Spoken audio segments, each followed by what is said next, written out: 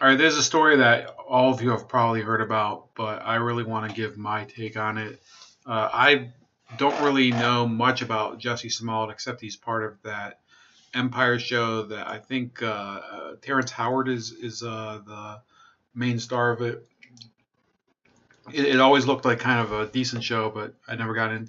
I actually have never seen an episode of it, so if you're a fan of the show, let me know if it's worth watching because it looks okay. But Jussie Smollett apparently, a couple weeks ago, there was this alleged crime where two people kind of tried to lynch him, and I think that they spilled some bleach all over him, put some sort of cord around his neck, and now it's becoming apparent not only was the attack sort of not, there's no evidence that anybody who is, a MAGA hat wearer or a white supremacist has been detected as being part of the crime. There are now sources that are coming out to the local Chicago media, potentially other media companies, and they're saying, well, it could be that Jussie Smollett, not only was the attack fake, but he actually staged it with two people who were extras on the show. Now, it should be noted that I think I saw Complex and Variety both said that Chicago police are claiming that that it's unconfirmed that this happened, but this is the only lead that there is. That's what's so important here. When you only have one lead and you've been investigating for a couple weeks, and from surveillance video, you have no clue what else has happened. This is really the only credible possible explanation of what happened. It seems that Jussie Smollett may have hired a couple people to help him with some sort of career problems. So here we go. On those sources telling Eyewitness News, detectives are trying to determine if Smollett and the two persons of interest questioned staged the attack. Allegedly, the sources say because Smollett was being written off that hit TV show Empire, something 20th Century Fox denies. I don't have any doubt in my mind that that's them.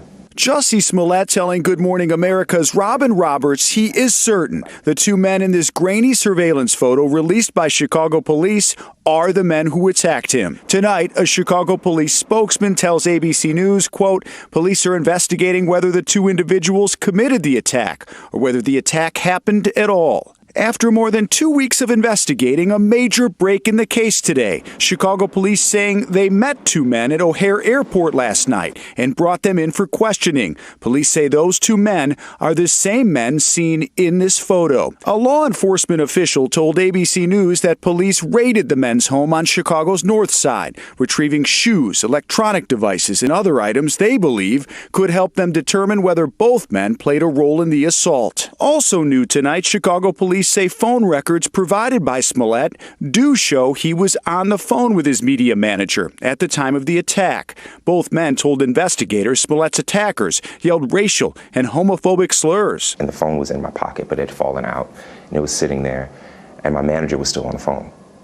So I picked up the phone, and I said, Brandon, and he's like, what's going on? And I said, I was just jumped. And then I look down, and I see that there's a rope around my neck. Shortly after we reported that police are looking into whether the attack was staged, Superintendent Eddie Johnson contacted ABC7. He said Smollett continues to be considered a victim and the police investigation, Alan, is ongoing. So that's what's going on for the moment. Hold on while we wait for this to... My prescriptions... So really there's an issue here with... what the question is, what are we supposed to do when the only lead is this one, and yet people want to believe the victim? My belief is that, yes, Jussie Smollett did not actually he was not attacked by two MAGA yelling individuals that were Trump supporters or white supremacists. The whole premise was just ridiculous from the start. You have to remember that I believe the site of this was somewhere on the Chicago south side. from descriptions of the area that I heard, especially from Tim Pool, who used to live in the area, on his videos, he said that that's an area where you really wouldn't see anybody at that time of night. And also this is important. Most of the journey that he made that night was on surveillance camera. So at a certain point, one would think that if he was assaulted, it would have been seen on camera. There was only a brief segment of that walk where he was not seen on camera. And another issue that's been raised is that it was so cold on that night that it's improbable that a couple people were wandering around Chicago with MAGA hats on, looking to jump somebody and lynch them on such a cold night. So here's a look at some of the reactions from people. This is from the Times of South Africa. This is how big the story was, that all around the world people were talking about. Kevin Hart says, sending prayers your way. It would be Kevin Hart because he's trying to get back into the graces of the gay community. This is unbelievably sad. Why are we going backwards? This is disgusting. We as people have to do better. What the fuck is going on with the world? Why? Zendaya is saying, this is heartbreaking and terrifying. Please pay attention to what's happening here. Sending all my love to Jussie Smollett. And then there's Cher, who says, Jussie Smollett, Empire actor, reportedly attacked in possible hate crime, NPR, villainy, racism. I don't know what NPR has to do with this. Homophobia promoted by most famous clown in the world is the poison that kills America. White is only right. Is people of color. GOP goes down with the ship. DJT. Oh, I guess because she shared an NPR article. That's why she put them in there. And then Nancy Pelosi put in that the racist homophobic attack on Jussie Smollett is an affront to our humanity. No one should be attacked for those for who they are or whom they love. I pray that Jussie has a speedy recovery and that justice is served. May we all commit to ending this hate once and for all. And then you see Joe Biden says, what happened today to Jussie Smollett must never be tolerated in this country. We must stand and demand that we no longer give this hate safe harbor. The homophobia and racism have no place on our streets or in our hearts. We are with you, Jussie. And then you have Alyssa Milano and blah, blah, blah. This is bizarre. But this is not something that's unusual in America, unfortunately. I mean, it's unusual. It's not like this happens literally every day, but these things do happen.